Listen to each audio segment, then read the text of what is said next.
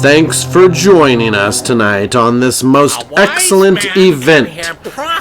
Today is the very last day of the winter event in Star Trek Online. I need everybody to know that this is a most excellent, awesome game made by God himself. I hate to say this, but this game is a timestamp in reality. If it ever disappears, you bet your ass the end of the world is here. So, with that being said, I have gotten the ship, so we do have the event, the winter event done, and you can claim it in the store, the event store, for the winter event right here. Wait a minute, that's not it. What am I thinking? Oh, man. I swear to God, I'm not high. So, let's see here. So, reclaim rewards. So, you kind of go there, and of course, I know better than to click on any of these that my character don't have because my inventory is limited. So, I leave them here. But you go to ships, and it should be this one right here, the Fukanukotukaluka Temporal Science Vessel, everybody. So, the Temporal Science Vessel, I don't know what it's really all about there because it's saying it's temporal in a science vessel, and it's not normal stuff. But because this is the last day on the event, I hate to say it, but everybody should be on here wishing it good farewell and that we see it again next year because you never know. It's just like your loved ones, man. If they're gone, they're gone. And you didn't have that chance to say goodbye. Now, of course, I'm going to need some unmelted snowballs. And so, one thing I did want to touch base with is, this is your last day to do this stuff. In the space equipment, they have this resequencer thing right here. And it says twinkling lights. Now, it says that you may only use the resequencer single time per character or something. I don't get it. But it says one character to unlock an additional trait. Now, I bought this, a couple of these, and I put them in my inventory. I put them in my, what is it? My account bank and everything, So, I'm gonna decide, am I gonna make my main character? I don't know exactly if it gives you an extra space trait, but that's what it says. So, first things first, you have to go run the race. It is the last day. You must remember this day. It is the most important thing of all. I hate to say this, but if you don't get out and enjoy life, you never will. So, we're going for a run, everybody. Come on and run with me. Get in there. Get in there. So, this game really is like the best thing ever made. They patched it the other day. This guy right here, for console, this guy right here, this race official, is standing down there. And every time I would go to here, there was just that. Now, they didn't fix it completely because that arrow thing is right where his crotch is, But, anyways, this game, if you don't run the race, use a sucker. So, I'm just saying, this game is so one of a kind. Do you people out there that don't know about this thing, I'm so sorry. This game came out on the PC in 2010.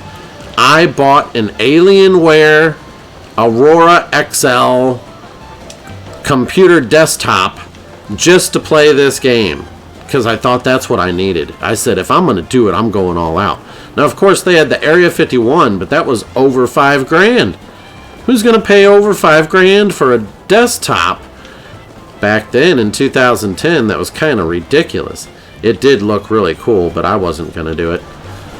So I bought the Aurora one, and it was really cool. The vents open up at the top, and it sounds like a Harrier jet taking off. And it still works. I just don't use it because it's Windows 7, dude. What would you do? I don't want to upgrade it to Windows 11. God, no. Windows 7 was so much better. It really was. It just felt good. It worked. It was easy. Now, of course, there are a lot of benefits to Windows 11 now, but, you know, Windows 11 is kind of like Windows 7, actually. So, but the one thing I really love about Windows 7 is I was playing Might and Magic on that thing. You know, and Might and Magic was the best. The Mandate of Heaven and Blood and Honor, Might and Magic 6 and Might and Magic 7, the best games ever made. Boy, those were the days when you could sit there and enjoy. You know, this day and age, the kids don't even know what they're missing. They're like Rocket League, Minecraft.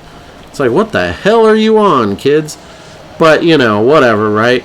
I mean, I tried them all, but it's not my thing, you know.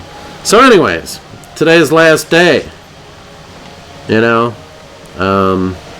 I do suggest that everybody out there think about enjoying life. I did get some snowballs, but you can grab snowballs right out front, unmelted ones, usually over here in the pile. Now, it's really a shame because I usually like to play the events and do stuff, and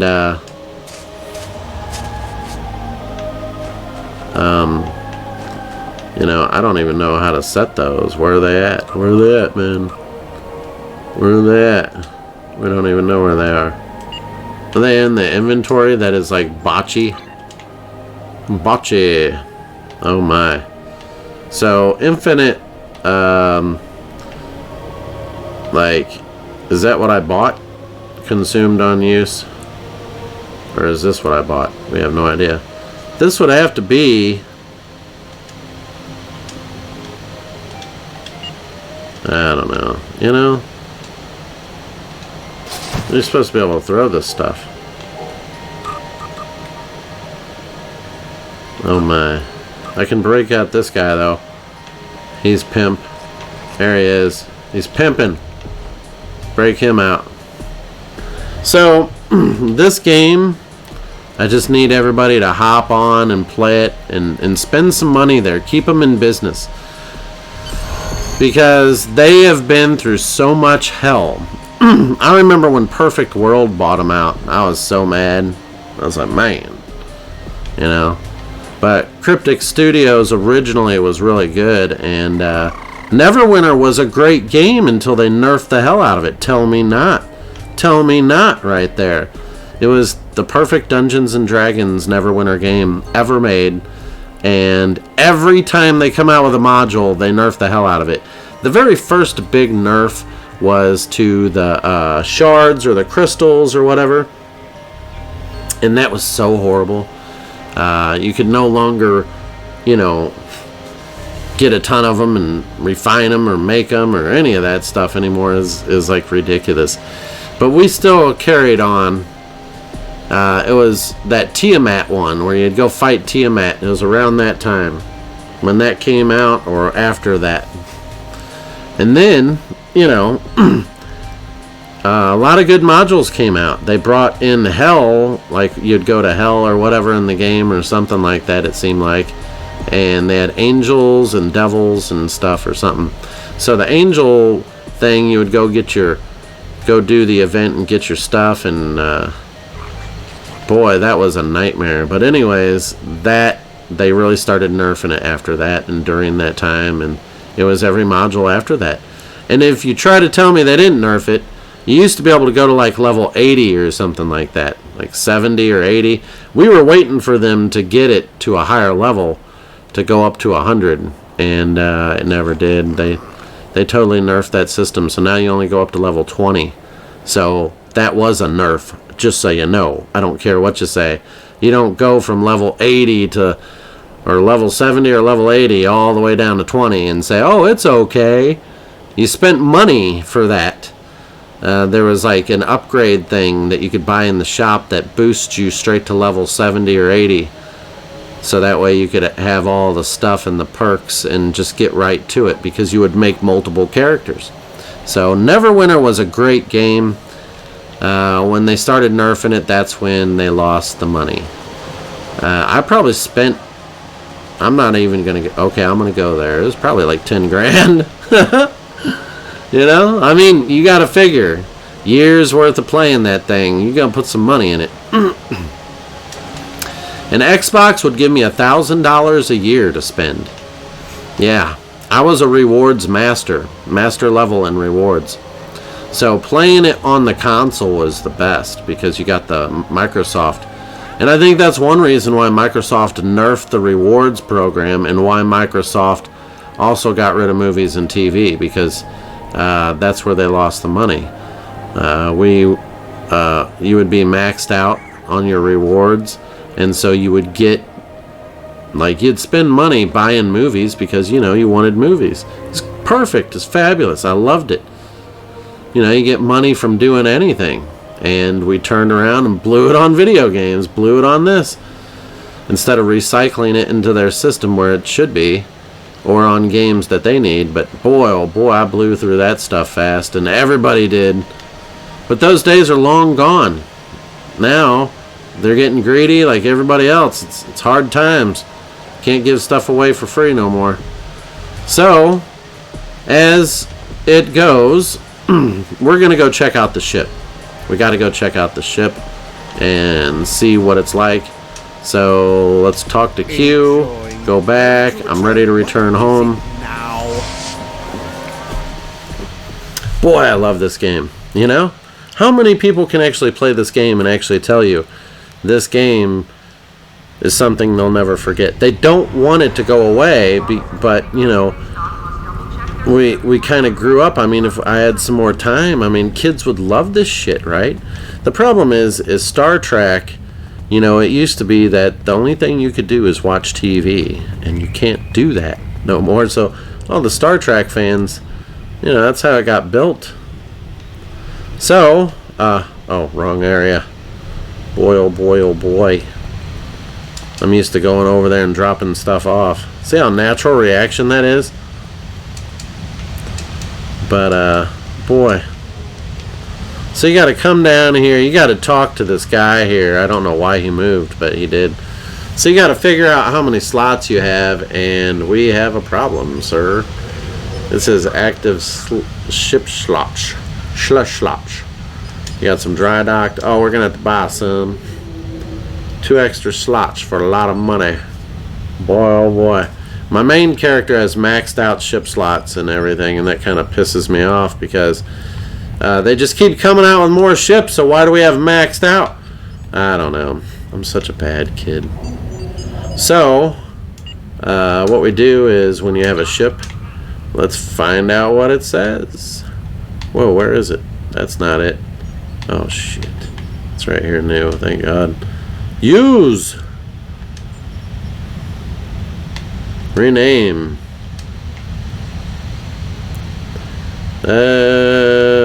I just want to say US, you know, for now.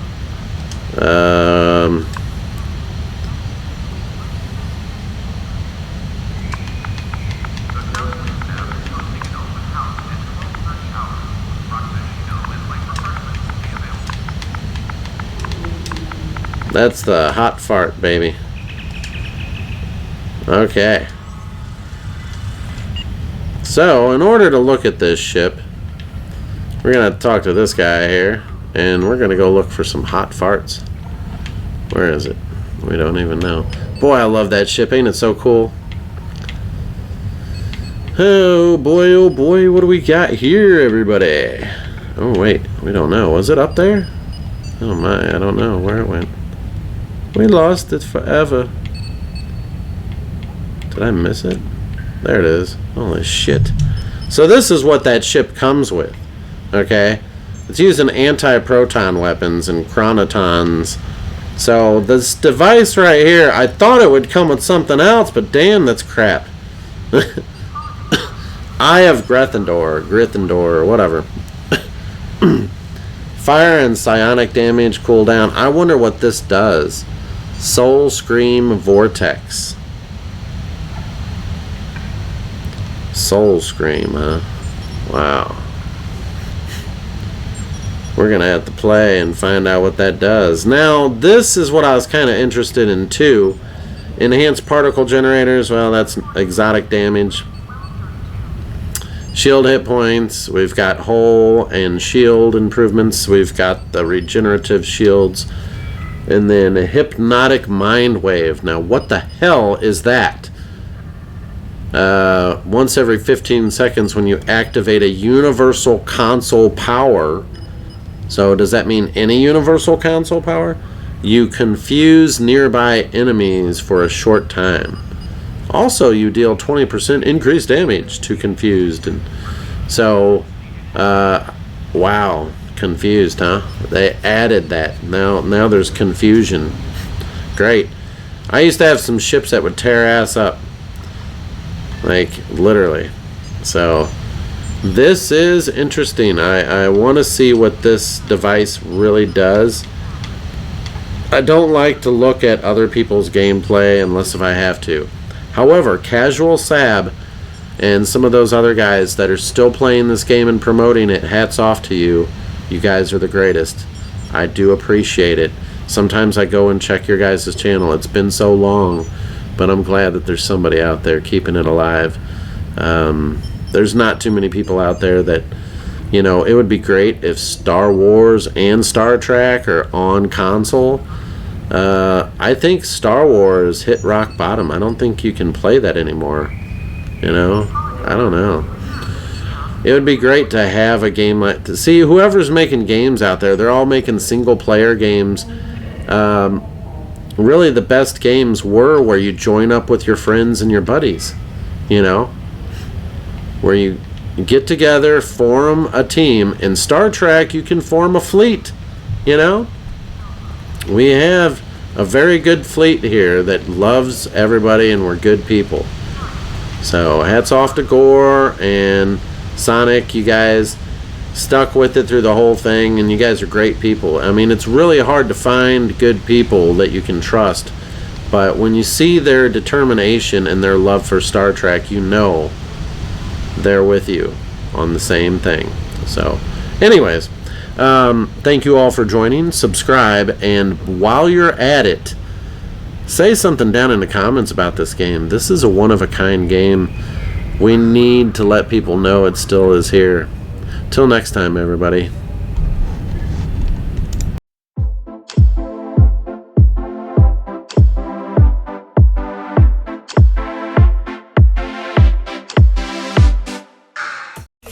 Click on Zombie Apocalypse.